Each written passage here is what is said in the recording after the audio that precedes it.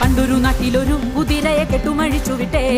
കെട്ടുമഴിഞ്ഞുടനെ കുതിര വേഗത്തിലോടി പെണ്ണേ. വേഗത്തിലോടിയവൻ നാടും കാടും കടന്നുപോയേ. കാലുകുത്തുന്നിടവും രാജാവിന് സാമന്തരായി പെണ്ണേ. സാമന്തരെല്ലാവരും രാജാവിന് കപ്പം കൊടുത്തു പെണ്ണേ. കപ്പം കൊടുക്കാത്തവരും രാജാവും അംഗം തുടങ്ങി പെണ്ണേ. അംഗം തുടങ്ങിയതും കുതിര വീണ്ടും നടന്നു പിന്നെ. കണ്ടവരെല്ലാവരും കുതിരയെ തൊട്ടു വണങ്ങി പെണ്ണേ.